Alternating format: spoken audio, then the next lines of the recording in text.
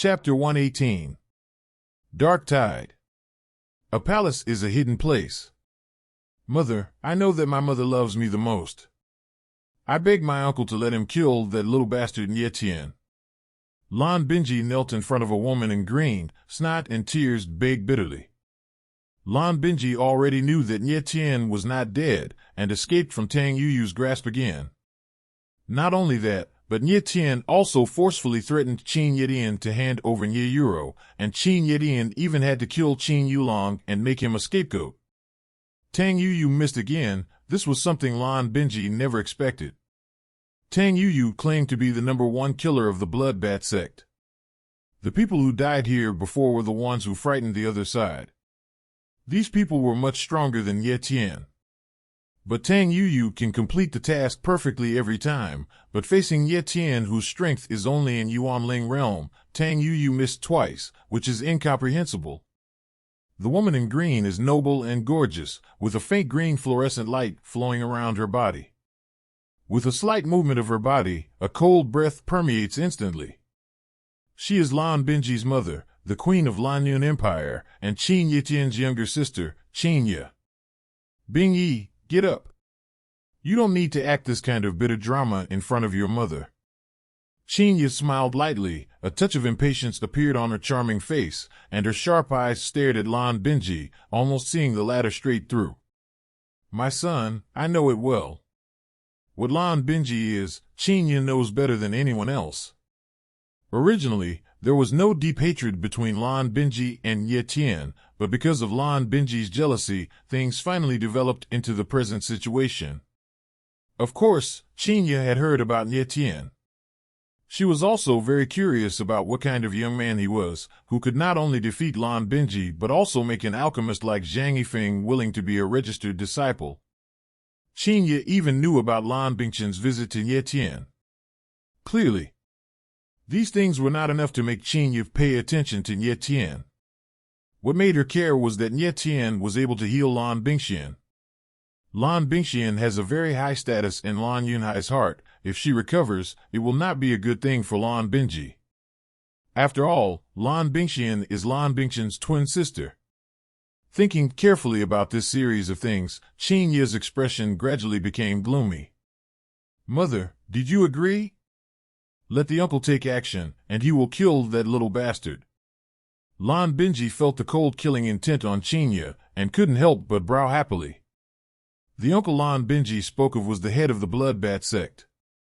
Because Qin Ye is the junior sister of the head of the Bloodbat sect, Lan Binji called her uncle. Bing Yi, I already know about Nye Tien, you can go back. The queen mother is a little tired. Qin Ye looked at a dark corner with strange eyes and immediately stretched her body slightly, showing a faint sense of boredom. Yes. My child will leave. Lan Binji stood up, bowed, and walked backward, with an undisguised cold smile on her lips. Senior brother, I know you're here, come out. After Lan Binji left, Qin Ye suddenly stood up excitedly, her voice trembling slightly, her face flushed slightly. Junior sister. Immediately, a cold and deep voice sounded, as thin as a gossamer, like a death knell from hell. In a dark corner, a burly figure in a black robe appeared, as if he had no feet, he just floated over straight. Senior brother. Qin Ye looked a little excited when she saw the man in a black robe. The black-robed man responded flatly, nodded slightly, and stared at the darkness in front of him, like a cold stone. The black-robed man was none other than Qin Ye's senior brother, the head of the Bloodbat sect, Gao Jin. Senior brother, Bing Yi failed. The rookie king of Baiyun College was snatched away by a young man named Nye Tien. Qin Ye said, I already know the matter. Gao Jin's gloomy voice sounded, Nye Tien is indeed an unexpected factor. I was really surprised to be able to escape from Tang Yuyu's hands. Then what shall we do next? Qin Ye asked. Originally, Qin Ye asked Lan Binji to participate in Baiyun's freshman martial arts meeting to enhance Lan Binji's prestige, and then let him compete for the crown prince. Unexpectedly, all these calculations were disrupted by Nye Tien. In the current Lan Binji, not only has his reputation not improved, but it is not as good as before. Even Lan Yunhai complained a little bit about Lan Benji. Gao Jin thought for a while and said, Nie Tien is indeed trouble and must be eliminated. However, Nie Tien is very close to people from the Alchemist Guild and the Blue Cloud Chamber of Commerce. We should not act rashly now. We just need to wait and see what happens. But there will always be opportunities. Yes. Everything is under the arrangement of a senior brother. Qin Yi didn't dare to disobey Gao Jin's intention and bowed back. Gao Jin gave a sinister smile, finally showing some expression on his indifferent face, and muttered, Nie Tien, I am more and more curious about you. What secrets are you hiding behind? At the same time, the Qin family. In the spacious hall, the important figures of the Qin family had gathered together, and the atmosphere in the space was oppressive and dull. In the center of the hall, there was a corpse lying across the hall. It was Qin Yulong. Qin Yulong and Qin Yuhu sat at the bottom with gloomy faces and bowed their heads in silence. Qin Yulong died at the hands of Qin Yetian, but of course, this enmity must be attributed to Nie Tien. Nie Tien, you are too deceitful. Finally, an angry voice broke the silence. The person who spoke was a middle-aged man in his 30s or 40s. He is Qin Yetian's second younger brother, Qin Hongtian. At the same time, Qin Hongtian is also Qin Feng's father. And Qin Feng died at the hands of Nie Tien during the Xinqiang Martial Arts Association. At this moment, Qin Hongtian's face was extremely gloomy, almost bleeding. If Nie Tien was in front of him, he would cut the latter into pieces and turn his bones into ashes. Nie Tien has a special status. He has connections with various forces in Blue Cloud City, and he has just healed the princess. Our Qin family can't afford to offend him.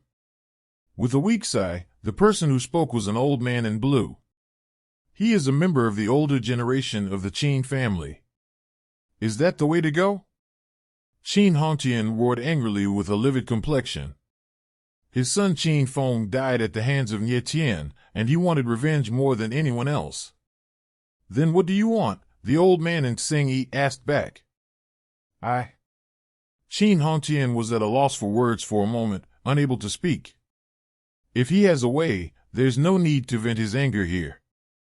Okay. Don't argue anymore.